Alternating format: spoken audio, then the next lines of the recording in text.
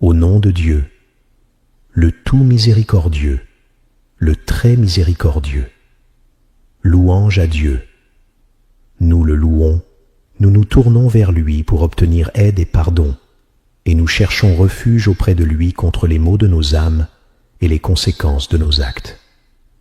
Celui que Dieu guide ne peut être égaré, et celui qui l'égare ne trouvera point de guide.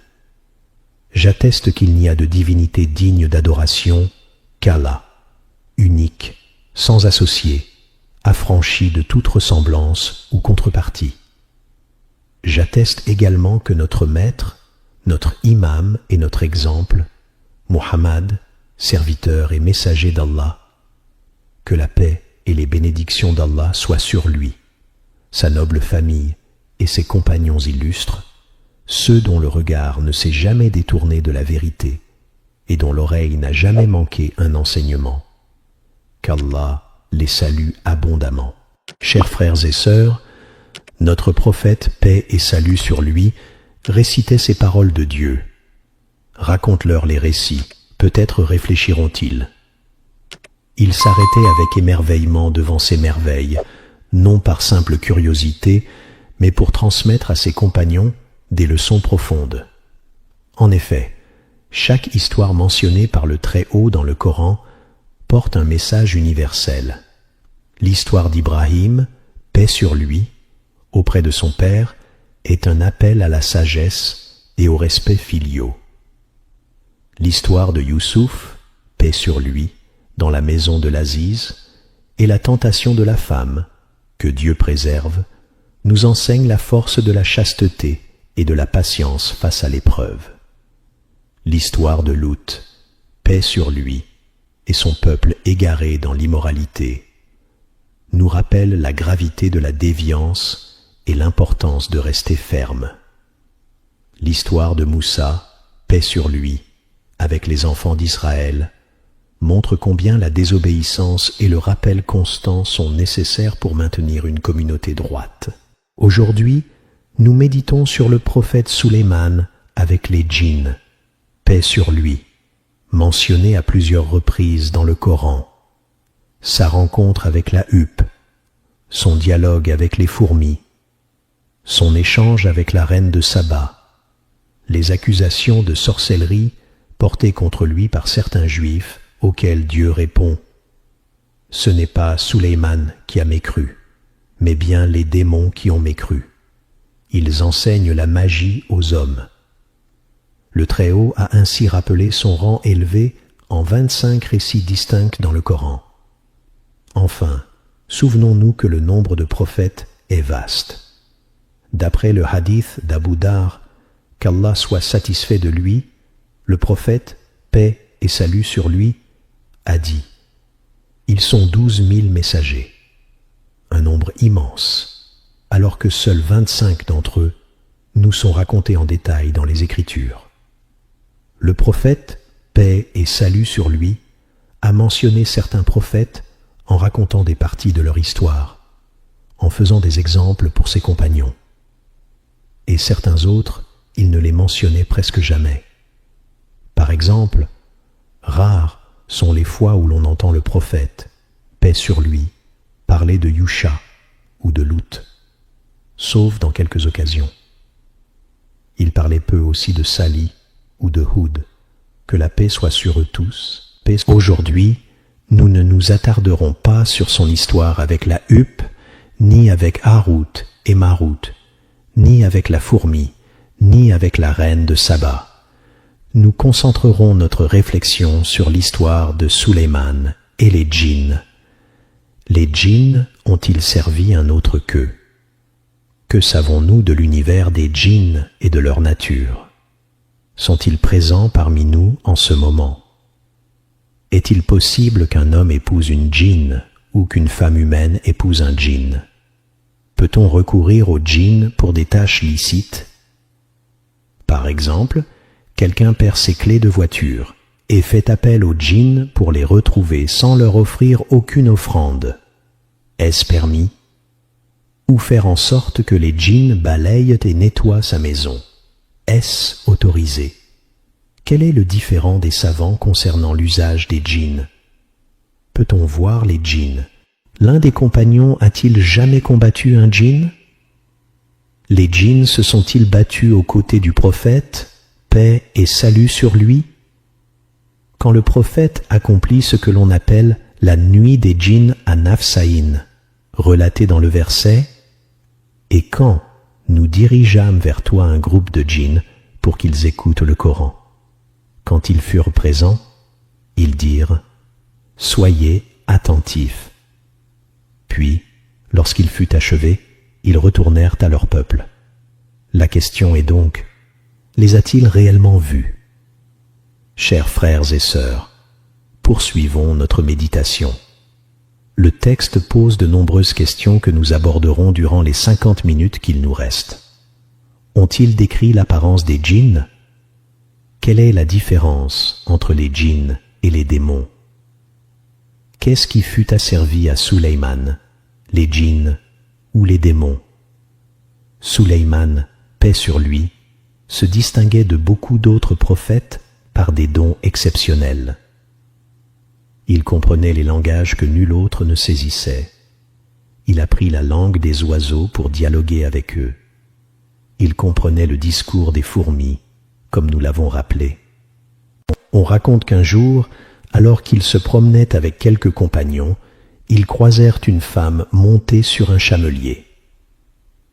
À chaque pas, le chameau s'arrêtait et se tordait le cou vers elle en émettant un bruit étrange. La femme le grattait pour qu'il avance, mais il recommençait aussitôt. Suleyman demanda à ses compagnons, « Savez-vous ce que cet animal lui dit ?» Ils répondirent, « Non, dis-nous. » Il dit alors, « Le chameau se plaint qu'une grosse aiguille est fichée sous la selle, et il lui demande de l'enlever. » Ils dégarnirent la selle, découvrirent l'aiguille et la retirèrent. Le chameau, enfin soulagé, reprit sa route. Ainsi, comme il comprenait le langage des oiseaux et des fourmis, il pouvait communiquer avec les djinns, car ceux-ci faisaient partie de son cortège invisible. De plus, Suleyman, paix sur lui, fut choisi à la fois pour la prophétie et pour la royauté. Le prophète Muhammad, paix et salut sur lui, offrit à Suleyman un choix entre deux états, ou être roi-prophète, entouré de serviteurs et de palais, respecté de tous, à l'image de son frère Youssouf qui régnait, ou être prophète-serviteur, comme un simple croyant qui jeûne, mange, marche parmi les humbles, peut être blessé et éprouvé. Suleyman choisit la seconde voie, être l'un des serviteurs tout en restant messager d'Allah. Allah a loué ce choix dans le Coran. Gloire à celui qui fit voyager de nuit son serviteur, et quand son serviteur se leva pour prier. Ces expressions honorifiques soulignent la noblesse de Suleyman, paix sur lui, en tant que serviteur et non seulement en tant que roi. Réfléchissons ensemble à ces merveilles, la maîtrise des langues des êtres invisibles et des animaux, la sagesse dans le choix entre grandeur et humilité, l'invocation puissante qui efface les péchés comme une montagne de fautes. Chers frères et sœurs, le prophète, paix et salut sur lui, avait un lien étroit avec les djinns. En vérité, il formait son armée invisible. Allah, le Très-Haut, dit, et il rassembla à Suleyman ses soldats, les djinns, les humains et les oiseaux. Ils s'organisaient entre eux comme une foule pressée. Chacun poussait l'autre, s'exhortant, plus vite, rapidement, derrière moi, encore plus vite. Ces djinns constituent un monde à part entière, tout comme il existe aujourd'hui plusieurs royaumes sur terre. Le monde des plantes, régi par ses propres lois et adorations. Chaque créature végétale, d'un simple brin d'herbe à un grand arbre, glorifie Allah d'une manière qui lui est propre. Elle se prosterne dans l'ombre qu'elle projette, d'une manière que seul le Créateur comprend. Les plantes ont leur reproduction. Certaines portent beaucoup de semences, d'autres peu. Certaines nécessitent abondamment d'eau, d'autres survivent en plein désert ou sous la mer. Allah crée ce qu'il veut. Le monde des animaux, lui aussi doté de ses règles et de sa sensibilité. Ils communiquent, ils ressentent et savent se comporter envers l'homme. Certains sont herbivores, d'autres carnivores. Allah a révélé à la source intime de la guêpe, tout comme il a inspiré à la fourmi de creuser son terrier. Et il a fait qu'un corbeau vienne enseigner à Caïn comment dissimuler le cadavre de son frère, autant de signes de la sagesse de chaque espèce dans ses écritures. Le chat, par exemple, a sa manière de faire ses besoins, le chameau, sa manière de marcher pour les femelles, et ainsi de suite. Le monde des montagnes, avec ses propres mystères et rites, au-delà de l'étendue connue. Et le monde des djinns, dont certains pensent à tort qu'ils se situent sous terre. En réalité, ils vivent tout autour de nous, au-dessus comme sur la terre. Allah avait initialement confié à ses créatures la vice-royauté de la terre. Je vais établir un vicaire sur terre. Les anges s'étonnèrent. Vas-tu y placer quelqu'un qui corrompra et versera le sang alors que nous te glorifions? Allah répondit, je sais ce que vous ne savez pas. Puis il établit Adam, paix sur lui, comme premier vice-roi. Et les hommes prirent ensuite cette responsabilité. Les djinns, eux, furent chassés de leur demeure après avoir commis des désordres par une armée angélique et relégués dans des lieux reculés. Allah, le Très-Haut, dit aussi, les djinns, nous les avons créés auparavant à partir d'un feu sans fumée. Et le prophète, paix et salut sur lui, rapporta que les anges furent créés à partir de lumière.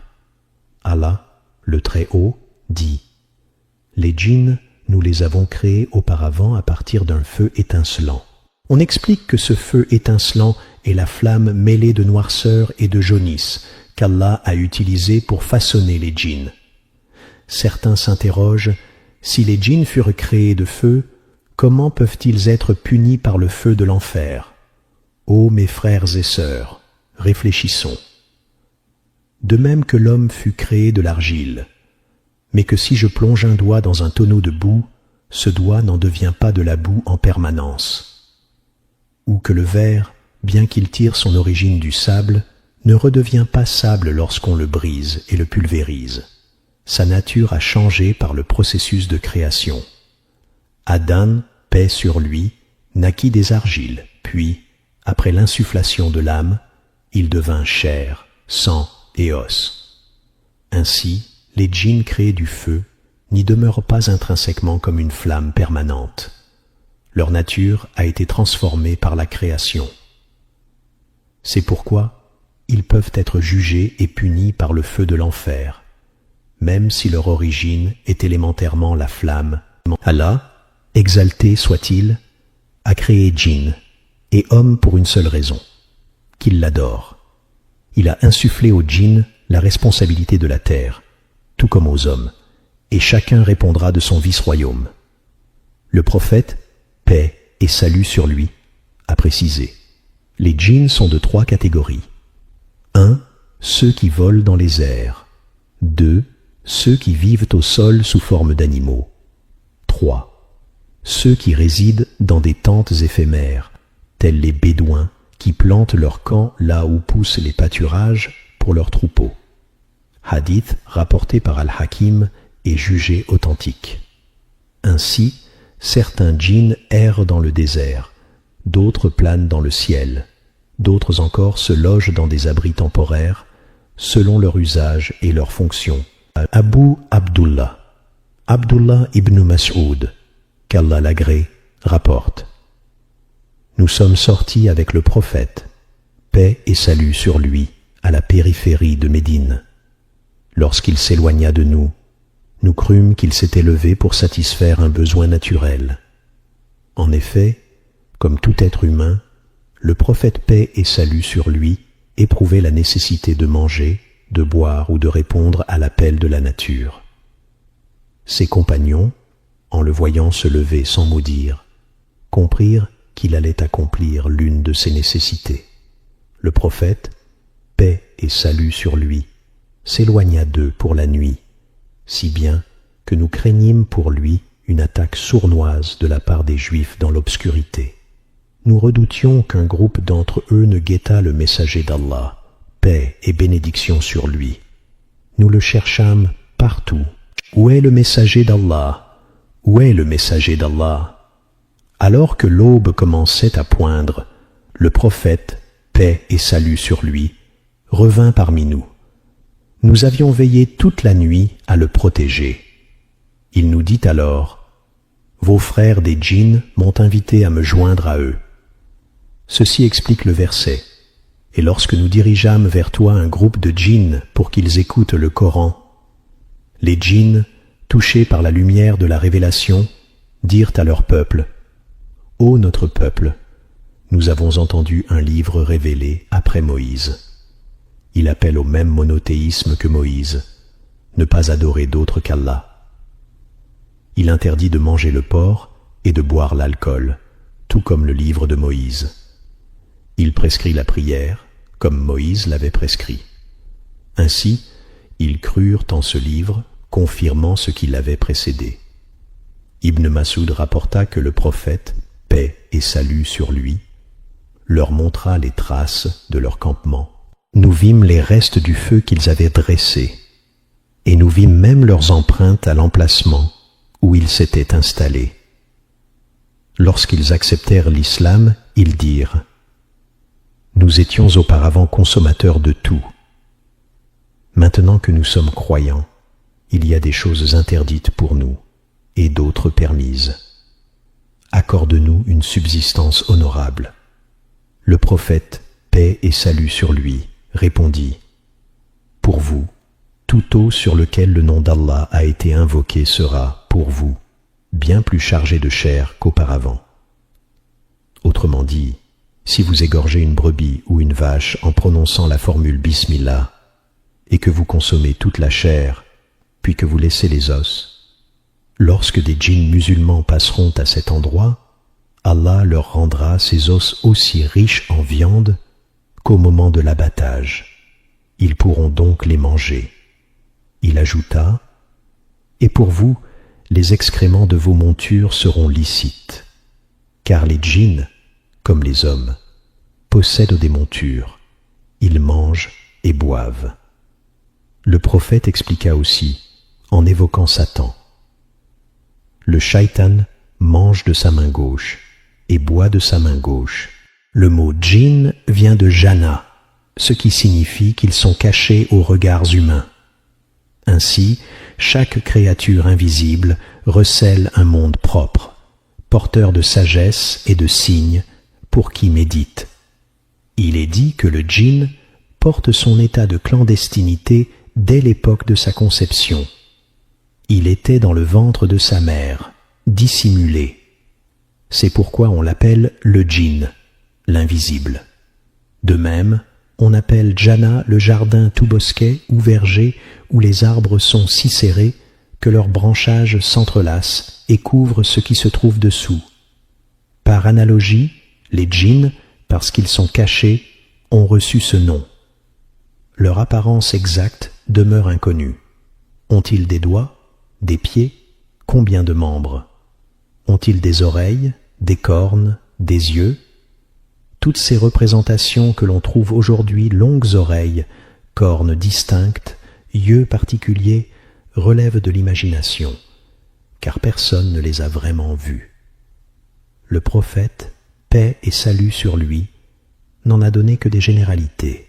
Il a interdit de prier au lever et au coucher du soleil, expliquant « Le soleil se lève entre les cornes d'un démon ». Ainsi, certains djinns, ceux qui désobéissent, sont appelés Shayat-an, tandis que les croyants parmi les djinns conservent l'appellation djinn. Leur nature originelle est unique, mais le terme shaitan désigne celui qui a dévié, celui qui s'est écarté du droit chemin. Lorsque l'on casse une noix et qu'elle rebondit au lieu de se fendre, on dit qu'elle a shtanat, c'est-à-dire qu'elle a dévié. De même, Tous les djinns partagent la même essence, mais ceux qui se sont détournés d'Allah sont nommés shayatn, et les pieux restent djinns. Les djinns, tout comme les humains, possèdent des cornes dont la forme exacte Allah seul la connaît, des cœurs qu'il a mentionnés. Nous avons jeté parmi eux beaucoup de gens de jadis pour l'enfer. Les djinns et les hommes ont certes des cœurs par lesquels ils ne comprennent pas, des yeux, mais ils ne voient pas comme nous, des oreilles, mais ils n'entendent pas comme nous, une voix, car Allah dit « Et excite par ta voix ceux que tu pourras parmi eux ». Par ailleurs, quand on évoque Satan, c'est l'un des djinns qui a failli à son devoir. Ils se prosternèrent, excepté Iblis, car il était des djinns. Il désobéit à l'ordre de son Seigneur. Iblis, initialement croyant, devint shaitan après sa rébellion. Enfin, comme les djinns mangent et boivent le prophète, paix et salut sur lui, le précisa en parlant de leur consommation d'excréments et de la rétribution osseuse, il les décrivit ainsi. Ils mangent de leur main gauche et boivent de leur main gauche. La pureté et le respect des djinns. Le prophète, paix et salut sur lui, a interdit d'utiliser des eaux pour se nettoyer après avoir accompli ses besoins. Lorsqu'on accomplit la grande impureté, il n'est pas permis d'essuyer les restes d'urine ou d'excréments avec un os. Il expliqua que ces eaux constituent la subsistance de vos frères djinns. Allah y fera revivre la chair pour qu'ils puissent la manger. L'interdiction vise donc à honorer ces créatures invisibles. L'évocation divine est la protection contre les djinns et les démons. Dans un hadith, il est rapporté: lorsque quelqu'un entre chez lui et mentionne Allah en disant « Bismillah »,« Assalamu alaykum » ou « La ilaha illallah », les shayatines diront « Plus de séjour pour vous dans cette demeure ». Ainsi, en invoquant le nom d'Allah, on empêche djinns et démons de résider dans la maison. De même, en entrant dans l'intimité pour se dévêtir, il est recommandé de dire « Bismillah ». Quand l'un de vous entre dans ces quartiers privés, qu'il dise « Bismillah » pour que les djinns ne puissent le voir. L'évocation divine avant le repas. Lorsque l'on dit « Bismillah » avant de manger, le shaitan s'exclame « Aucun souper pour vous ». Et lorsqu'on évoque Allah en entrant chez soi, aucun abri pour vous. Ces paroles témoignent que les djinns partagent de nos repas et que l'invocation divine les éloigne. L'origine satanique de l'alcool et du jeu Allah le Très-Haut dit « Le vin, les jeux de hasard, les idoles et les flèches divinatoires sont une abomination, œuvre du shaitan. » Le shaitan est réputé avoir été le premier à produire le vin, puis à inciter Adam et ses descendants à le consommer. Il fut aussi le premier à renier et à associer, avant de tenter d'entraîner les humains dans ces mêmes péchés. La métamorphose et les prodiges des djinns au service de Sulayman. Le prophète, paix et salut sur lui, enseigna que les djinns se transforment pour servir. Statue, bassin, récipient, trône. Comme Allah dit, ils accomplissaient auprès de lui toutes sortes d'ouvrages, temples, statuettes, bassins et chaudrons. Les djinns, dotés d'ingéniosité, construisaient pour Sulayman ce qu'il souhaitait sanctuaires, mosquées, cuves et objets divers, démontrant ainsi leur capacité à prendre diverses formes et à œuvrer pour lui. Les djinns, vous l'avez compris, pouvaient se manifester sous toutes sortes de formes pour servir Sulayman, paix sur lui. Il fabriquait pour lui de grandes vasques bordées de pierres et de mosaïques, appelées masbah, bassins pour boire. Puis, il façonnait de vastes bassins en pierre, dont certains mesuraient plusieurs mètres de côté. Les Arabes, autrefois, installaient à côté de chaque puits un bassin accolé, où l'on puisait l'eau à l'aide d'un seau. Quand le réservoir était plein, un enfant, une femme ou une monture pouvait s'abreuver sans effort. De même, les djinns créaient pour Sulayman des jabiyat, grandes ou petites, pour servir ses hôtes et ses bêtes. Il confectionnait aussi des plats profonds. Vous diriez qu'il transformait ces récipients en véritables étangs de pierre, pour que le prophète roi et son peuple y mangent confortablement. Et pour les grandes casseroles en fer, il forgeait des chaudrons si volumineux que personne, sans aide surnaturelle, n'aurait pu les transporter. Il les posait directement sur le feu en soulevant d'énormes pierres, puis glissait les bûches sous celles-ci pour l'allumage. Les intrigues de Satan auprès des Quraysh, lorsque le prophète, paix et salut sur lui, prêchait encore à la Mecque, les notables de Quraysh hésitaient. S'il est tué, les Hachémites se vengeront. S'il est exilé, il gagnera un autre peuple à sa cause. S'il est emprisonné, sa parole s'étendra. Alors Shaitan se présenta sous les traits d'un vieil homme originaire du Nejd. Ô Quraysh, rassemblez un jeune homme de chaque tribu de Thaqif, de Bakr, de Khuza'a, des Banu Makhzoum, des Banu Hashim, et faites-les frapper en un seul coup. Aucun ne saura qui a porté l'atteinte, et ainsi votre conscience sera tranquille. Mais Allah protégea son messager, paix et salut sur lui, de ce complot. Plus tard, lorsque le prophète, paix et salut sur lui, intercepta la caravane de Quraysh à Badr, Shaitan revint encourager la défaite des musulmans. Vous savez que les émigrés avaient dû abandonner leurs biens à la Mecque. Les Quraysh les avaient spoliés. Les musulmans estimaient qu'il était légitime de récupérer leurs avoirs par tous les moyens comme aujourd'hui. Si l'on vous volait votre téléphone, vous chercheriez à le reprendre coûte que coûte. Ô mes frères et sœurs, réfléchissons à cette parabole. Si quelqu'un ouvre votre voiture d'une manière subtile, déverrouille la boîte à gants, y prend votre téléphone et s'éloigne, ne dirions-nous pas « tu es un voleur » ? Non, nous reconnaissons qu'il reprend ce qui lui appartient. Il en alla de même pour notre prophète, paix et salut sur lui. Les Quraysh s'étaient emparés de tous les biens des émigrés. Ils guettaient la moindre occasion pour récupérer ce qui revenait de droit à son peuple, sans faire de brigandage. Pour cela, il sut qu'une caravane en provenance de la Syrie, accompagnée de richesses, se dirigeait vers la Mecque.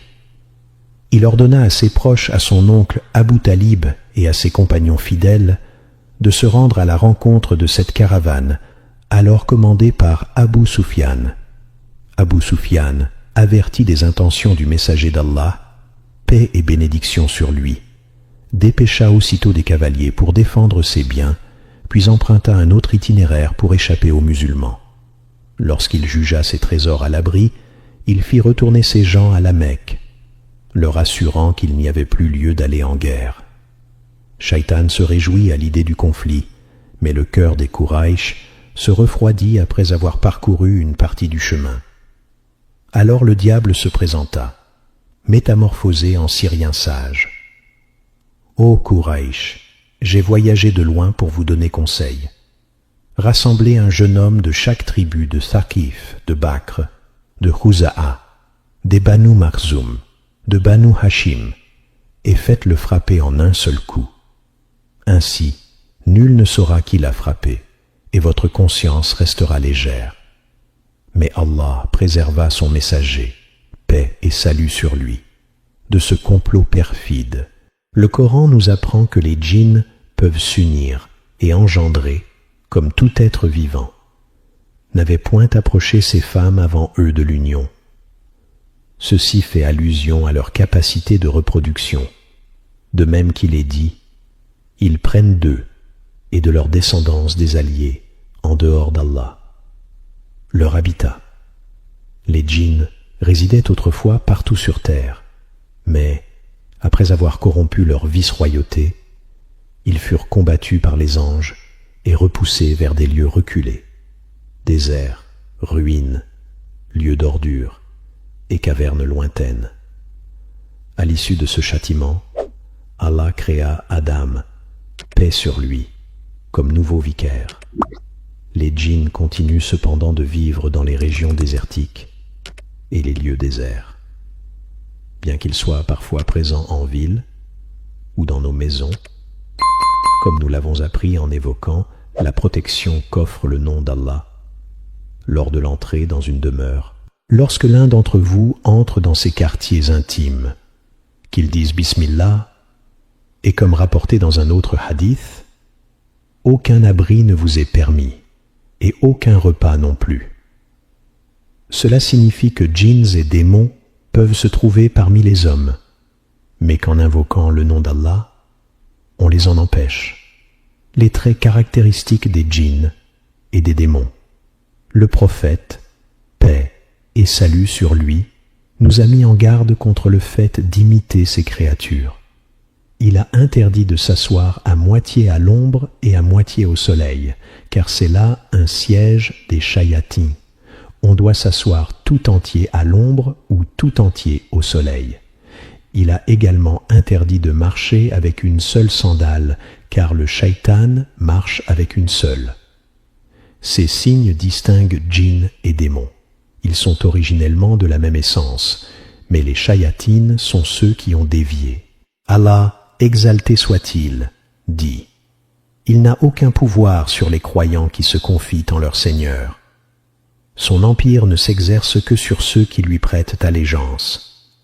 Ainsi, le diable ne peut dominer que celui qui le suit. » Ibn al-Jawzi rapporte, pour illustration, qu'il soit authentique ou non, cette histoire, l'histoire de l'homme et de l'arbre idolâtré. Un homme musulman vit que des gens adoraient un arbre. Il rentra chez lui, prit une hache et se dirigea pour l'abattre. Un passant s'interposa. « Pourquoi veux-tu couper cet arbre ? Parce qu'ils l'adorent en dehors d'Allah, et je ne le permettrai jamais. Ce n'est pas ton affaire. Ne crois-tu pas en Allah ? Laisse-les faire. » Malgré l'avertissement, le croyant voulut poursuivre son geste. Ils en vinrent aux mains.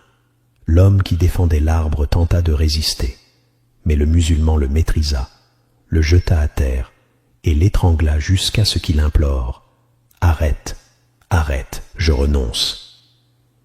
Le croyant le relâcha et reprit son chemin pour couper l'arbre. À ce moment, l'homme, repentant, lui dit « Reviens, je te donnerai chaque jour 2 dinars si tu laisses cet arbre en paix.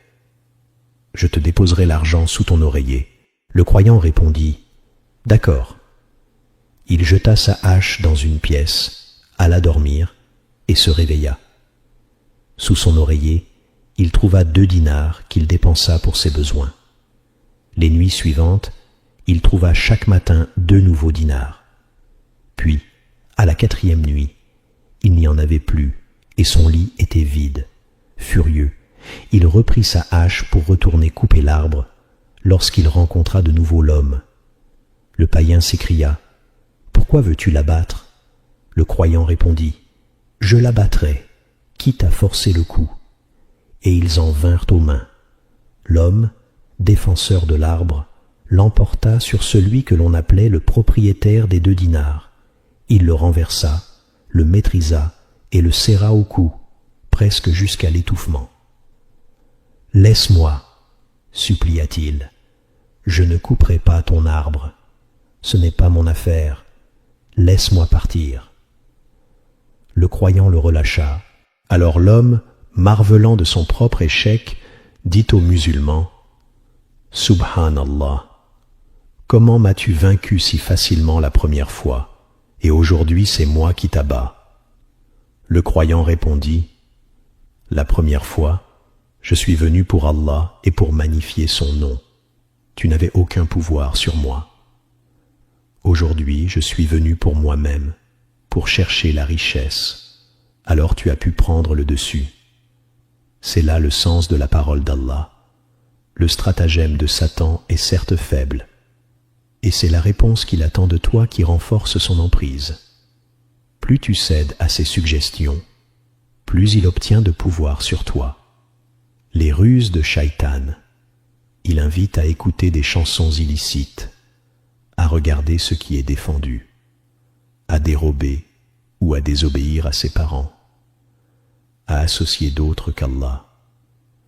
Chaque fois qu'on lui obéit, son influence grandit, alors qu'elle reste nulle face à celui qui résiste. Abu Huraira, qu'Allah l'agrée, rapporte: le prophète, paix et salut sur lui, avait confié à ses compagnons la garde des deniers de la zakat al-fitr. N'ayant pas d'endroit sûr pour les déposer, ils demandèrent: qui acceptera de veiller sur ses biens? Abu Huraira se porta volontaire. Il rangea l'argent et resta là toute la nuit. Dans l'obscurité, il entendit un bruit. Quelqu'un fouillait dans la caisse pour voler. Il bondit, l'agrippa et le maintint serré. « Lâche-moi, je suis misérable, faible, » implora le voleur. « Non, » répondit Abu Huraira, « j'ai des filles. Je ne partirai pas tant que tu ne reviens pas sur ta promesse. » Au matin, ils présentèrent le voleur au messager d'Allah, paix et salut sur lui. Le prophète demanda: « Ô Abu Huraira, qu'est-il advenu de ton captif cette nuit? Il a juré de ne plus revenir, » récita-t-il. Le prophète sourit et annonça: « Il mentira, il reviendra. » La deuxième nuit, Abu Huraira veilla de nouveau, et à nouveau surprit le voleur. Il le tint jusqu'à l'aube, puis le présenta au prophète qui confirma de nouveau son retour en ces termes: « Tu mens, il reviendra. » La troisième nuit, Abu Huraira demeura à son poste. Le voleur apparut une fois de plus. Lorsque celui-ci comprit qu'il serait inévitablement repris, il implora: « Ô Abu Huraira, laisse-moi partir. Je te confierai des paroles qui te seront profitables si Allah le veut. » On rapporte qu'un voleur fut capturé et conduit devant le juge. Il avait dérobé un coffre en fer si solide qu'on eût dit qu'il ne céderait pas, même face à une bombe. Pourtant, ce voleur réussit à forcer le coffre et à y prendre ce qu'il contenait. Le juge, étonné, lui demanda: « Mon fils, je ne suis pas surpris que tu sois voleur, ni que tu convoites l'argent, mais dis-moi, comment as-tu pu briser ce fer si résistant ?» Le shaitan, l'esprit du mensonge et de la ruse, s'insinue partout où on lui ouvre la porte, surtout si nous obéissons à ses insinuations. Plus nous cédons à ses appels chansons illicites, convoitises d'autrui, désobéissance aux parents, association, plus son emprise grandit sur nous. Que chacun de nous fasse donc particulièrement attention aux suggestions qui nous éloignent d'Allah, et qu'il nous accorde la force de repousser ces stratagèmes. Qu'il fasse de nous des croyants fermes sur la parole de vérité et protégés par la récitation du trône et l'évocation de son nom à chaque instant. Le shaitan dit: « Ô mon Seigneur, tu m'as égaré. J'ornerai pour eux, les hommes, ce qui est sur terre, et je les égarerai tous. » Allah, exalté soit-il, se ressouvint du mot « tous » et répondit: « Mon serviteur, aucun pouvoir n'est tien sur mes serviteurs, à l'exception de ceux qui te suivent. » Ainsi, lorsque le diable déclarait vouloir égarer tous les hommes, le Très-Haut lui répliqua qu'il ne peut dominer que ceux qui se soumettent à lui. Notre prophète, paix et salut sur lui, nous informa par ailleurs que le shaitan craint certains croyants. Il dit à Oumar: « Par Allah, le shaitan ne t'a jamais rencontré dans aucune vallée sans s'enfuir, ô Oumar. » Comment se protéger de la ruse des shayatines? Le messager d'Allah, paix et salut sur lui, nous enseigna à faire face à leurs manœuvres. En entrant chez soi, on invoque Bismillah pour que le shaitan ne puisse y séjourner. Avant de manger, Bismillah pour qu'il ne puisse goûter avec nous. En fermant une porte, Bismillah car, comme il est rapporté, fermez les portes et mentionnez le nom d'Allah, car le shaitan ne peut ouvrir une porte fermée. On couvre les récipients, on bouche les gourdes et on éteint la lampe du soir. Le shaitan ne peut entr'ouvrir un récipient fermé, ni ouvrir une porte, ni renverser une gourde. Ainsi, chaque geste simple accompagné de la mention d'Allah repousse la présence des démons. L'épreuve de Sulayman, paix sur lui. Allah dit, et nous fîmes éprouver Sulayman et posâmes sur son trône un corps. Puis il se repentit. Seigneur, pardonne-moi et donne-moi une royauté telle qu'aucun après moi ne soit digne de la posséder. Tu es le donateur par excellence. Avant cette épreuve, Sulayman organisait un grand défilé de ses coursiers. Il avoua, « J'avoue que j'ai aimé les bienfaits de ce monde sans penser à la mention de mon Seigneur, jusqu'à ce qu'ils disparaissent derrière le voile du couchant. » Pris de remords, il fit immoler ses montures qu'il avait destinées au combat, préférant rehausser la grandeur divine plutôt que son propre plaisir sensitif. Le corps que l'on plaça sur son trône est interprété, selon la plus probable des opinions, comme étant son enfant, une naissance inachevée, venu au monde sans bras ni jambes, un demi-garçon, ni Zakar Kamil, ni un Kadamine Kamil. On l'exposa au peuple. Ils le virent incomplet, signe de la toute-puissance d'Allah qui teste même sa noblesse. Puisse Allah nous accorder la sincérité des cœurs, la protection contre les tentations et l'humilité pour reconnaître ses faveurs, qu'il nous élève parmi ceux qu'il chérit et nous préserve de l'égarement.